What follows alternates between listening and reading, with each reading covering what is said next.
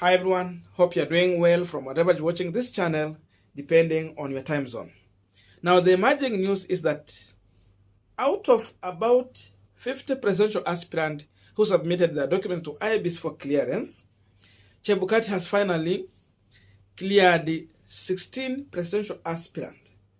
It means the rest have no option. They don't have at least a chance in this election. But again, the remaining 16, it is not final. There's still other cross-checking that will go on, maybe tomorrow and day after tomorrow. Then after that, they will have the final list. And that final list, they will get the ticket and they will become presidential candidates. Among these individuals who have been shortlisted, we have Raila Odinga, William Samoei Ruto, Wajakoyo, Wahiga, Wanjigi, Jimmy Wanjigi, Okura Kot. We have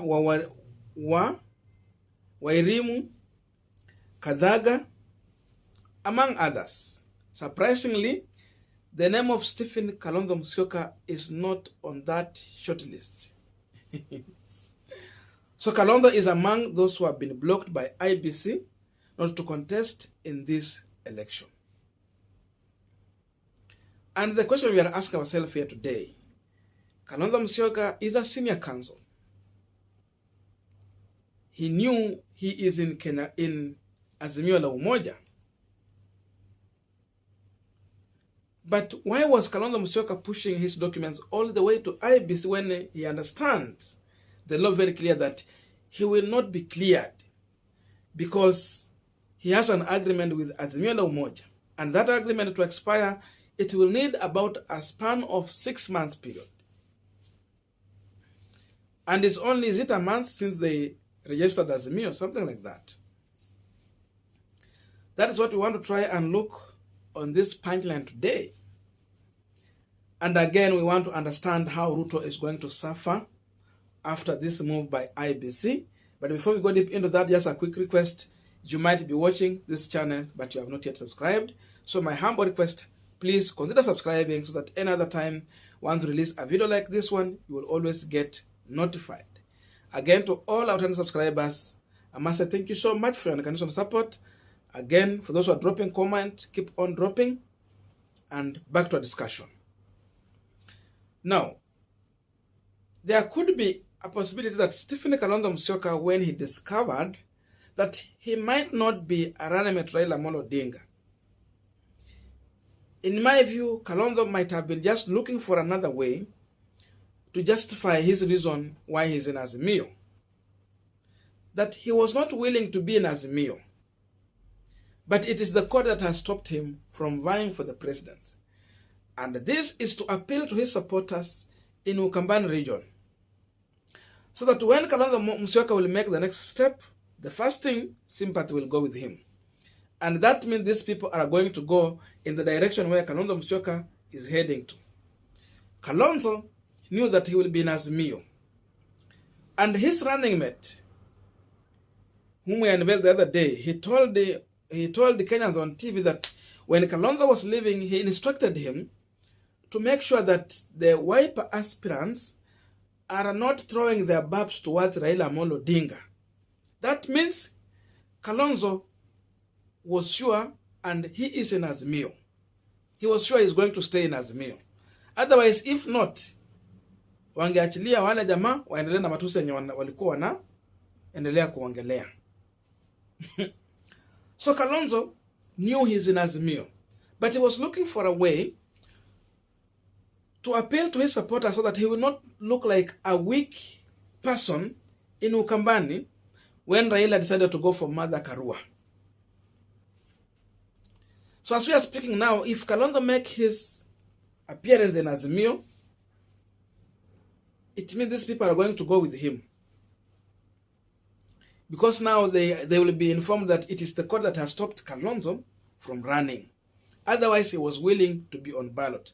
So their enemy will be labda Chebukati wa mtu wengine, but not Raila Amolo Odinga. So this was a strategy to survive for Stephen Kalonzo Musyoka. Because otherwise, Kalonzo is a lawyer, and the team around him, Mutula Kalonzo Jr., Dan Mother and the team, they are lawyers. They knew there's no way Kalonzo will run even on independent ticket. So their game is out here.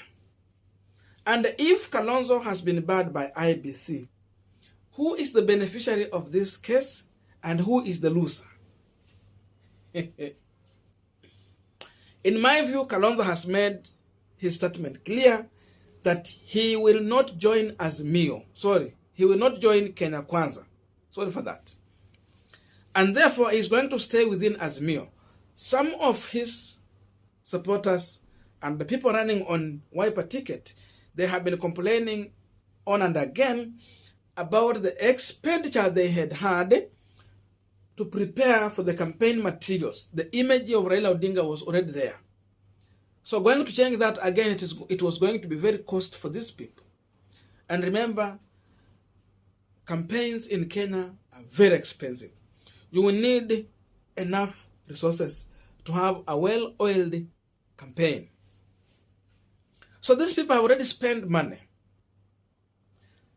And because of this, Kalonzo cannot subject them to another impunity by going to William Samoei Ruto, because again, they will have to dump their materials or dump Kalonzo. So because of this, the only available option for Kalonzo Musyoka is to go and pick the premium cabinet secretary position that was offered to him by Raila Amolo Odinga. Because even in Kenya Kwanza, we have Musalia Mudavadi.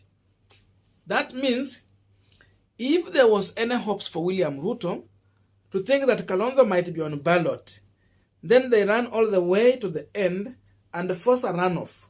He was still having a chance maybe to negotiate better with Kalonzo Musyoka in a runoff so that Kalonzo can back him. That was the only remaining hope that Ruto was hanging on. But unfortunately, this has been settled. There's no any other hope for William Ruto. Look at this ticket. Martha Karua yuko hapa from Mount Kenya. Kalonzo Musyoka with his lower eastern votes. They will combine votes that normally come from Nairobi and the coast region. He's here and he's in Azimio. Tell me how William Ruto is going to defeat that ticket when the Luyas are still even with Raila Odinga. I think this is the end of the road for William Ruto in this 2022 general election. If he has hopes to become president, yes, he can keep his hope until 2027 and 2032. But this 2022 game, it is finished, settled. Raila is well and clean, just waiting to become the president. The team around him is a very little team, and they are going to deliver. For Martha Karua, she need to bring anything, but it can be good if she bring 1 million plus votes from Mount Kenya, just 1 million.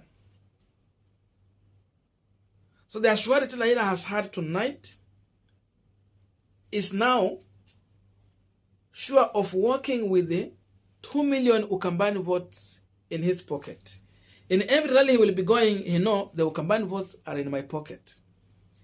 Just the same way William Ruto is sure of the Rift Valley votes in his pocket. Unfortunately, Raila calculated Ruto very nicely. He had pocketed Mount Kenya region votes in his pocket. But as of now, Martha Karua is in the area. That means he might not pocket everything from Mount Kenya. Raila is looking for 1 million, but Martha Karua is promising to deliver more than 1 million. Add to what Kalonzo has. There is a possibility Azimio might end up having supermajority in both houses, Senate and National Assembly. That will mean that William Ruto will remain to be in the minority side, operating from home with little number of elective seats, both in the National Assembly and in the Senate. Because once Wiper has claimed their side in Azimio, definitely they are going to get more of elective seats. Unlike Musalia Mudavadi, who ran away, and as we are talking now, he has been stripped. Today, ANC could have been commanding Western. Raila could have compromised to allow Mudavadi to field candidate in Kakamega, field candidate in Vihiga without any much trouble. But today, he is struggling. So Kalonzo, in his own wisdom, he has his chance. What he was doing, it was just to play politics and to let his name to remain as agenda and part of the breaking news. We have talked about Kalonzo Musyoka several, so he was making news. And of course, he was becoming popular also. So those delays were just to lay ground for Kalonzo Musyoka to make a comeback. And this formula has worked. The biggest winner, Raila Amolo Odinga. The biggest loser is William Samoei Ruto and his team. Because I'm looking at this thing in this way. You have Kalonzo, Charity Ngilu, Kivutha Kibwana in Ukambani. How do we expect Governor Alfred Mutua and Johnson Mudhama to convince the Kambas to go in contrary position, in contrary side against what Kalonzo Ngilu are going to plant into these masses?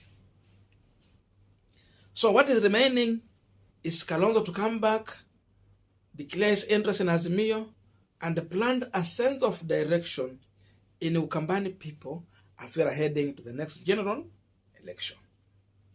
As simple as that.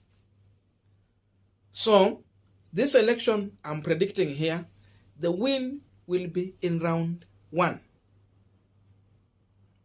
That winner is going to be possibly the Azimio, the Umoja presidential candidate. This win will come in round 1. If Kalonzo could have been allowed to make the drama he was making, there was a possibility to have a runoff. Because of course, even someone was going to sponsor him with enough resources so that he bring trouble. That's my view. I don't know what to think about this, but let us have a continuation of this conversation through the comment section. Otherwise, thank you so much for listening to me up to this far. May good God bless you and see you in our next video.